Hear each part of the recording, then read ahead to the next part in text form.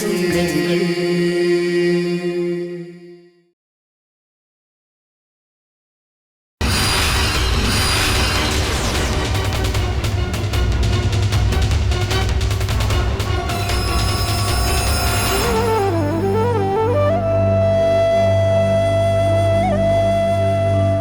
உனக்கு ஏதாவது ஆயிருந்தா வாழ்க்கை முழுக்க நான் மன்னிச்சிருக்கவே மாட்டேன்.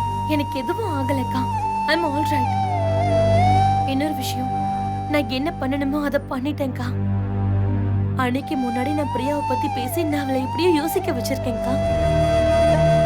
நீங்க வேணா பாருங்க, அவ தேவா கிட்ட பிரியாவை பத்தி கண்டிப்பா கேட்பா.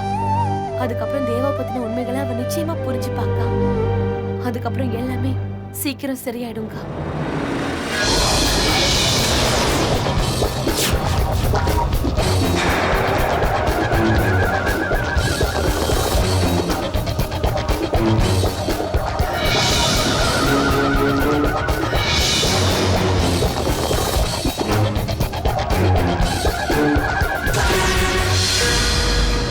நல்ல வேலை இவங்க இங்க கிடைச்சிட்டாங்க.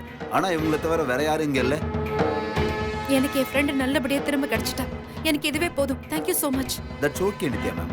உங்களுக்கு உதவி செய்யறது எங்களோட கடமை. ஆனா இதுக்கப்புறம் தேவா கிட்ட இருந்து உங்களுக்கு மிரட்டல் வந்தா உடனே எங்களுக்கு ஃபோன் பண்ணுங்க. உங்களோட உதவி இன்னும் எத்தனை தடவை தேவைப்படும்னு எனக்கு தெரியல. ஆனா இன்னைக்கு நீங்க பண்ண ஹெல்ப்புக்கு ரொம்ப ரொம்ப தேங்க்ஸ்.